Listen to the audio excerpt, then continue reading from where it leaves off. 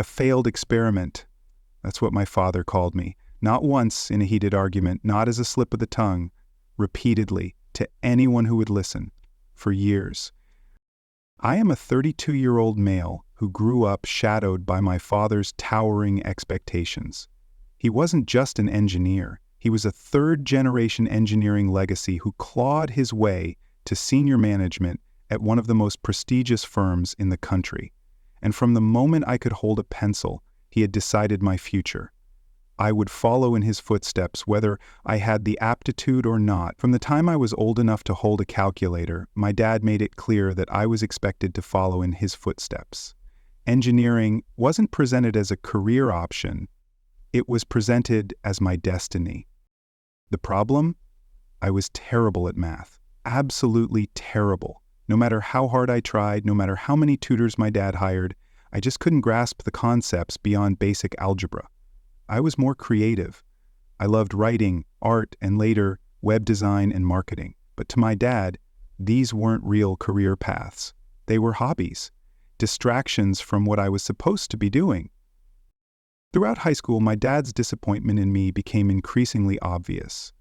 He'd make jokes at family gatherings about how I'd never amount to anything if I couldn't handle calculus. When I got a C in physics, he hung the test on the refrigerator, not to celebrate my hard work, but to remind me daily of my failure. My breaking point came during my senior year of high school. I had been accepted to a good state university for their communications program, and I was excited about it. At a family reunion that summer, I overheard my dad talking to my uncle about my college plans. "Yeah, he's going for communications," my dad said with a dismissive laugh. "I guess the Miller engineering gene skipped a generation. Jennifer, my mom, and I joke that he's our failed experiment. We did everything right with him, and he still turned out creative." The way he said creative made it sound like a terminal illness. My uncle laughed along with him, and I just stood there, frozen, as they continued to discuss my future as if it were some kind of tragedy. I never confronted him about it. Maybe I should have. Instead, I went to college, rarely came home for visits, and gradually distanced myself from my dad. My mom, who divorced him when I was 19, was always supportive of my choices, but my relationship with my father deteriorated to obligatory holiday phone calls and the occasional email. After college, I worked for a digital marketing agency for a few years before starting my own business. I combined my creativity with a surprising aptitude for business strategy. Turns out I wasn't stupid, I just learned differently, and built a successful digital marketing consultancy. I started small, just me, working with local businesses, but over the past 5 years, I've expanded to a team of 12 with clients across the country. I never bragged about my success to my dad or the rest of the family. I didn't post much on social media. I just quietly built my business and my life. My mom knew, of course, and was proud of me, but I asked her not to share details with my dad or his side of the family. It wasn't about creating some big gotcha moment. I just didn't want my success to be measured against his expectations or have it dismissed because it wasn't in his field.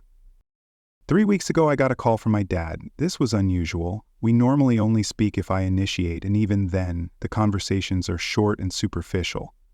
He started with small talk, asked about my little business, he's always called it that, and then got to the point.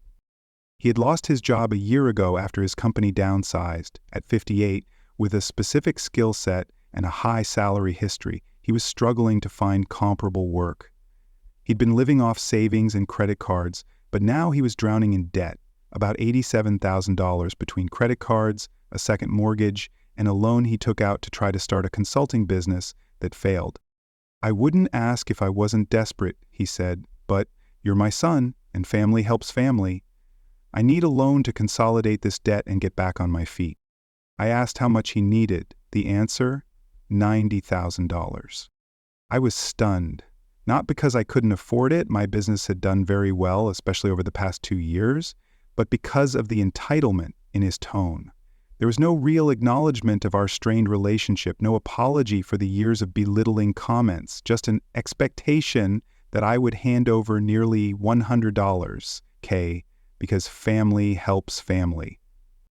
I told him I needed to think about it and would call him back. Then I spoke to my mom, who filled me in on some details my dad had omitted. His job loss wasn't just due to downsizing. He had clashed repeatedly with new management and refused to adapt to changes in the industry.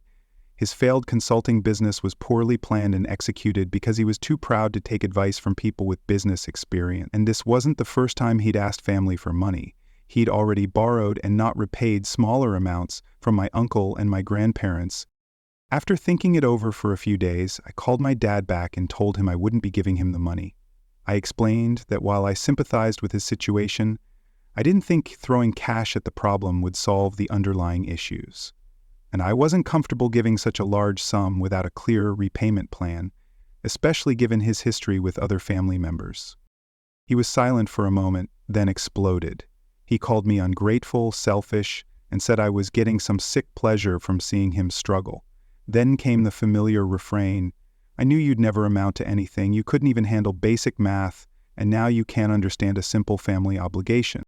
I remained calm and replied, "Actually, Dad, my little business did $3,200,000 in revenue last year. I understand the math just fine.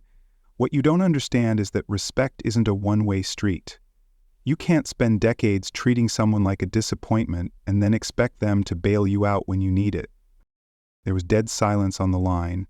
Then, in a much different tone, he started backpedaling. He claimed he'd always been proud of me, that any harsh words were just tough love to motivate me, and that he'd love to hear more about my business success. I told him I needed to go and ended the call. Since then, my phone has been blowing up with messages from my dad's side of the family.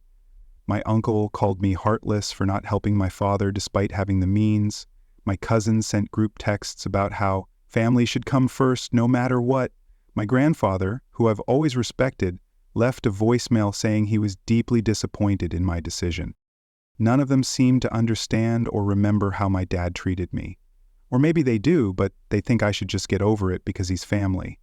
My mom and my wife both support my decision, but I'm being painted as the villain by everyone else.